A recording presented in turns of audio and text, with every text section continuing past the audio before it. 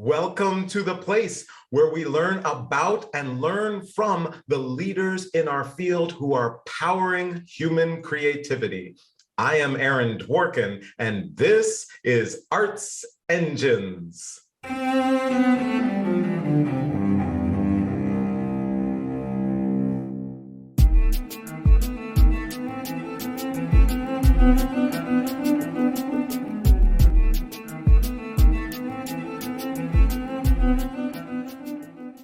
Thanks again for joining me here on Arts Engines. Today's guest is Sean Jones, who serves as the artistic director and band leader of Carnegie Hall's NYO Jazz. Sean, welcome to the show.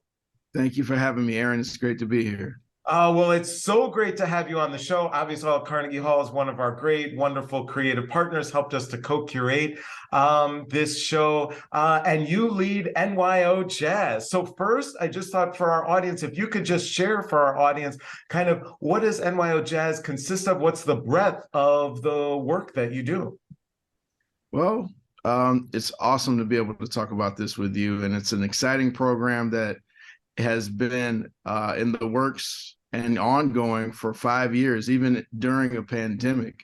And we are the National Youth Orchestra jazz component. The National Youth Orchestra was founded about 10 years ago by Clive Gillinson, who is the man in charge at Carnegie Hall. And he thought to himself, why does the United States not have its own National Youth Orchestra? And so he put that together, and it had great success. Well, a few of the other members of the organization thought to themselves, why not have America's orchestra or orchestral format represented, that being the big band? And he said, that's a good idea. And Joanna Massey, who was a dear friend and longtime partner in jazz education, gave me a call, and she said, would you be interested in being the artistic director and band leader for this program? And I said, heck yeah. The first year we went to Europe. We did a European tour with Diane Reeves. The second year we had the great Kurt Elling, and we went to Asia, specifically China, and we performed at China's version of the Kennedy Center. We were the first jazz to ever play there. During a pandemic, we did an album, and last year we did our specifically during the pandemic in 2020, we did everything virtually. Then we did an album, and then last year we went on our first European tour, and it was pretty awesome. Wow. And we get together every summer for about 2 weeks, a little over 2 weeks, and we have about 8 hours a day of rehearsals. And then we go on the road for about 2 weeks. So it's a really exciting thing. And we have about, a little less than 24 states represented. It's multicultural, ages 16 to 19, and it's really fantastic. It is truly incredible, and it has to be such an unbelievable experience, especially going on tour for the young people. I would think that not only musically what's affecting them, but also just experientially being able to, be part of such an ensemble and tour and experience different cultures. It has to be extraordinary for the young people. It is. And I remind them when we start, I said, get your emotions together now and get ready, get your tissue ready, because you're going to come here as colleagues, distant colleagues, and you're going to leave as family. And that's what happens every single year. When you're on the road with somebody, you can't escape them. So you learn everything about them. You learn about their quirks. You learn who they are. You learn about what makes them shine, and also the moments that they might feel dim. And they come together and they overcome the challenges, and they celebrate the moments of success. And at the end of every tour, the tears flow. And it's just it's an honor, really, to be in an organization and a part of something that cultivates these types of relationships for young people, especially during this time when it's needed, perhaps now more than ever in our lifetime. Yeah, absolutely. I very much hear you on that. There's many in our audience who are either leading their own programs and or are potentially wanting to start similar programs. And I'm curious, as you think about the program, do you have any kind of core outcomes that you're looking at for the young people who are participating that after it's done, you're like, you know what, if they took away this, or a couple kind of key components that you're like, this was successful. Are there any of those kind of key goals or outcomes you're looking for? That's a great question for me. And number one is synergy. Them getting their tribe together. Who are the people that are most like me? These are some of the finest young people in the country. And I'm sure that in some respects they could feel isolated where they are, especially if they're from somewhere that is indeed isolated. Everyone's not from New York City or a large metropolitan area. Some of these folks are from rural areas. And so they can find their tribe in the group. So garnering relationships and maintaining those relationships into their collegiate careers. Also, I hold them at a very high level of excellence. I expect them to sound like a professional ensemble when we're on the road. In fact, that's our number one, I guess, kudos that we get is people come up to me all the time and they say, I can't believe those are kids. Every time I close my eyes, I hear the Basie Band or the Vanguard Orchestra or these storied ensembles, and that's the level of excellence that we're at. Also, personal growth.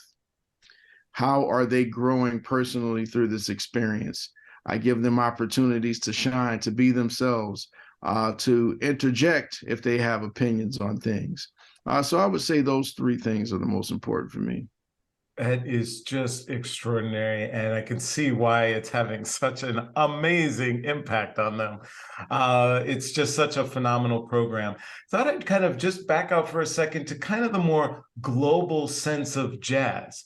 Everyone likes to talk about different genres and where's classical at, where's orchestral music at, where's jazz. So I'm curious from this vantage point that you have as an extraordinary both performer, artist, and educator. Where do you think jazz is at, and where do you think jazz is heading and its role in our society?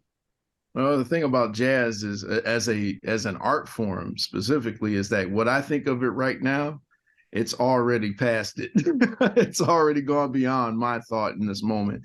It is so fleeting how fast the music changes, and that's because of the openness inside of the genre itself. Jazz musicians, since the beginning, were always influenced by the world around them, the totality of the human experience, not just the sonic art forms, but dance, theater, all of those things. And so jazz is constantly growing and constantly evolving. I would say that there are a lot of discussions about what jazz should be that are going on, and for those of us that are at the helm right now. And I'm not 100% sure that those discussions are going to be productive or non-productive to the overall trajectory of jazz. And I'm not even sure that the sonic art form itself really cares. I think jazz is going to be what it's going to be. It's always going to be that. And it'll be up to our young people to decide what it's going to be as they grow and also embrace more technologies. I think that that's arguably one of the most exciting things about the music right now is the embrace of technology and the new level of energy around the embracing of the art form that's geared or centered around multimedia. More performances have dance in them. More performances have the visual arts. So I think you're going to see more of that in the future. And I think that's exciting.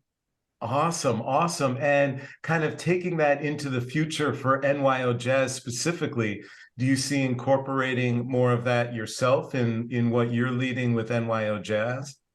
That would be amazing. If one of the things that I think we want to look at doing is to expand beyond the summer programming cycle. So if we were able to do other programs throughout the year, we could bring in dancers, we could bring in choir, and a visual component. So we're looking at all of those options, and hopefully we get the funding to be able to do that.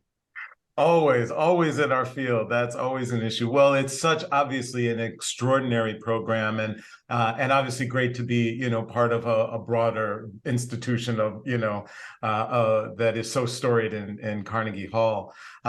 So I wanted to kind of just get a sense of your leadership. I always like to ask this question of guests who come on the show, but in this work, there's got to be some tough days, even though it's so rewarding, where either there are some obstacles, things that you feel, challenges almost insurmountable. As a leader, where do you turn to, or how do you find inspiration or strength to address the most significant of challenges?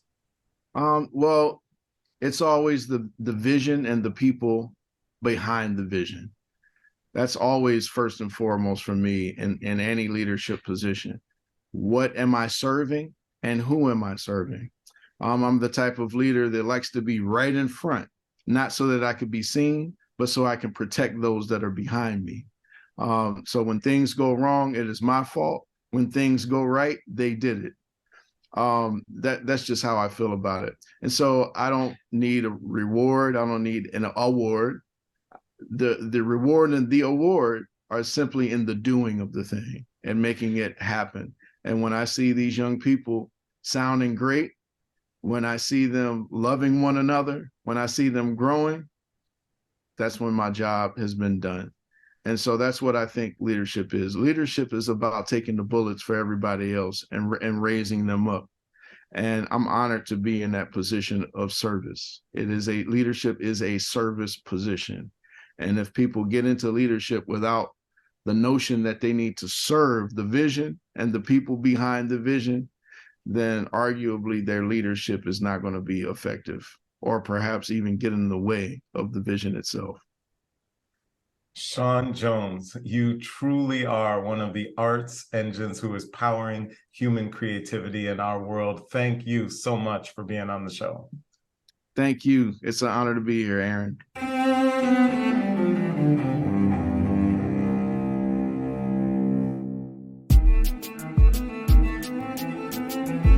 Thank you.